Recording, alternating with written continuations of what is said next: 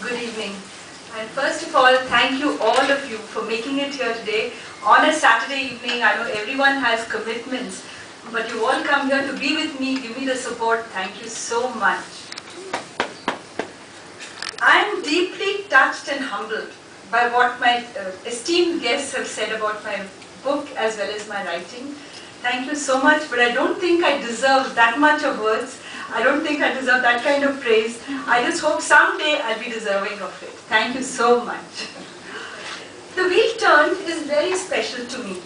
And not just because it is my debut novel. It is special to me because it speaks about places, events and personalities that are very familiar to me from my childhood.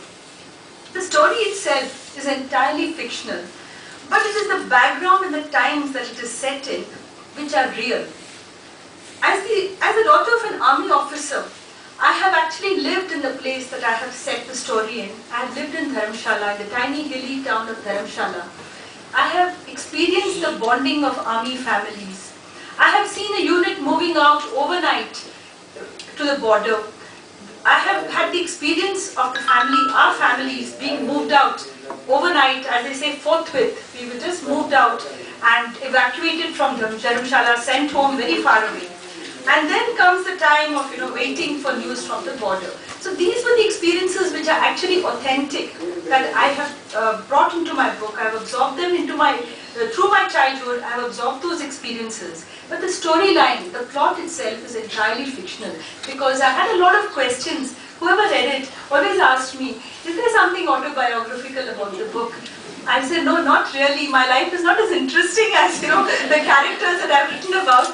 But the feelings and experiences, some of them definitely they are very close to me and absorbed in my childhood. So then there was the social and political milieu of the 60s, of the early 60s. We had the Chinese incursions in the north, and then we had in the northeast the NIFA, what was known as NIFA, and today it is part of the Seven Sister States.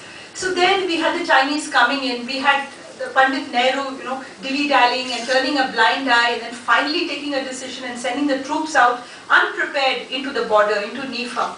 So these are the things that we have actually heard about, seen, and we were living in those times. I'm sure many of you must have lived in those times. And then there was the influx of Tibetan refugees from across the border, coming after Dalai Lama, in the wake of Dalai Lama's this thing to India, flight to India in 1959. So all through the early 60s, you had these Tibetan monks coming in.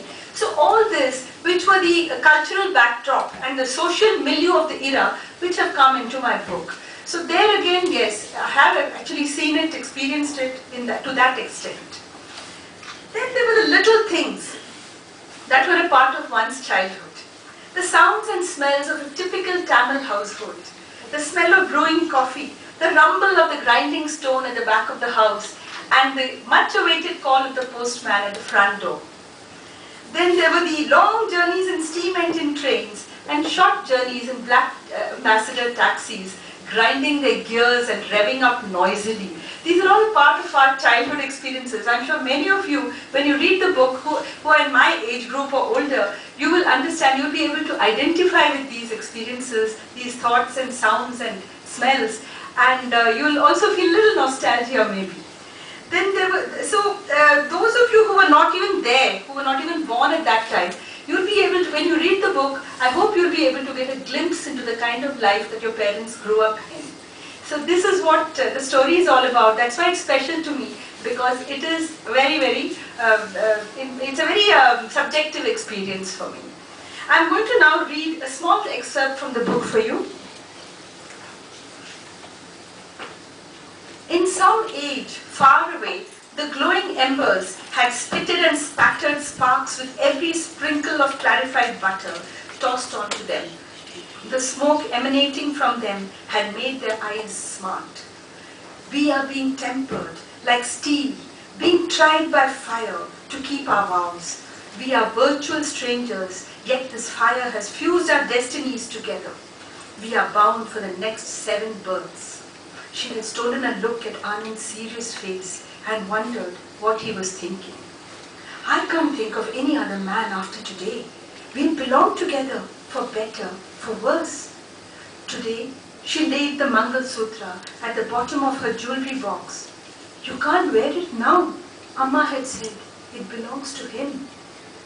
Meena had clutched it in her fist and sat a long, long time trying to bring herself to remove it. As she had on that far-off day, the war welfare workers had come to their door. As she had sat vigil over the gap under the front door, waiting for the postman, there was a gentle knock. Two well-dressed women and a man stood there. They held a tray and a letter of credentials. The government is collecting funds for our Jawans at the border, they said softly. Anything you can give, money, gold, silver, valuables. They stood waiting. As Anna delved into his wallet and Amma went inside to open her steel bureau, Meena stared at the collection tray. There were gold rings, chains, bangles, and 2 Mangal Sutras. One of the women followed her gaze and nodded with a smile. Yes, the ultimate sacrifice, she said.